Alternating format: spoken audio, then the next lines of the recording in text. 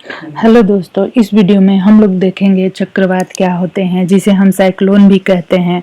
मौसम विज्ञान जो होता है उसमें चक्रवात एक ऐसा बंद परिपथ है जिसका तरल पदार्थ पृथ्वी के समान एक ही दिशा में चक्कर लगाता रहता है। जैसे कि जो चक्रवात होते हैं या तो वो समुद्र में आ सकते हैं या तो वो हवा में आ सकते हैं। तो जब ये समुद्र में आते हैं तो जो तरल होता है, जो वाटर होता है, वो चक्कर लगाता रहता है और बहुत तेज तेज समुद्र में लहरें भी आती हैं। यहाँ पे आप देख सकते हैं कि ये जो लहरें कितने तेज आती हैं और अपने रास्ते में आने वाले सारी चीजों को ये नष्ट कर देती हैं। और यहाँ पे इसमें आमतौर पर हवा जो है सर्पिल आकार में पृथ्वी के उत्तरी गोलार्ध में और दक्षिणावर्त और दक्षिणी गोलार्ध में वामावर्त रूप में, मीन्स कि आप यहाँ पे देख सकते हैं कि यह जो चक्रवात है, अगर यह उत्तरी गोलार्ध में आता है तो वहां पे जो हवा होती है वो दक्षिणावर्त घूमती है और दक्षिणी गोलार्ध में वामावर्त घूमती है। ठीक है। जो बड़े चक्रवात वाले परिसंचरण लगभग हमेशा कम वायुमंडलीय दबाव के क्षेत्रों पर केंद्रित रहते हैं। सबसे बड़ी कम दबाव वाली प्रणाली कोर ध्रुवीय चक्रवात और अतिरिक्त उष्णकटिबंधीय चक्रवात कहलाती है। ठीक है। तो ये कौन कौन से एरिया में आते हैं, जैसे कि यह जो है ट्रॉपिकल एरिया में भी आते हैं और टेम्परेट एरिया में भी चक्रवात आते हैं।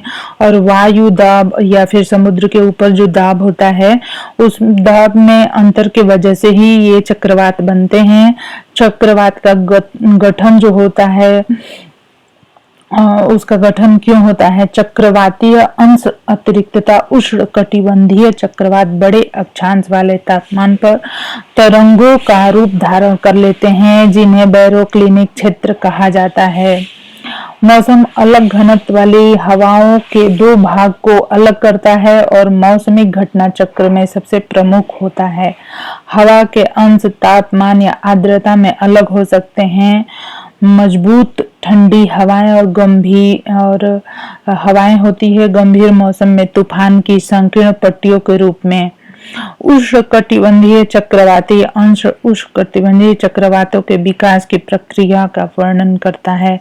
जो चक्रवात होते हैं इनकी क्या विशेषता होती है, इसके बारे में भी हम देखेंगे।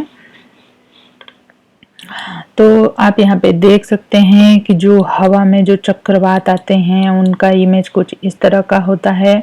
और जो समुद्र में आते हैं उसमें ऊंची ऊंची लहरें उठती हैं और वो जो है अपने रास्ते में आने वाले शिप को डुबो भी देती हैं और इसलिए बहुत ही ज़्यादा जान माल की खतरा हो जाती है। और यहाँ पे हम ये देखेंगे कि किस इसका नाम जो है नामकरण कैसे किया जाता है।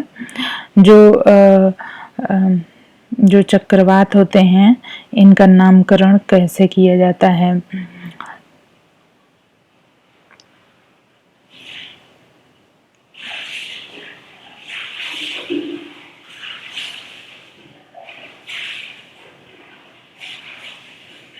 तो हम देखते हैं कि वर्ल्ड मौसम ऑर्गेनाइजेशन जो है, संयुक्त राष्ट्र आर्थिक और सामाजिक आयोग जिसे कहते हैं, उसके पैनल में जो है 13 देश के सदस्य हैं। इनमें इन 13 देश के सदस्यों में कौन कौन से हैं यहाँ पे हम देखेंगे।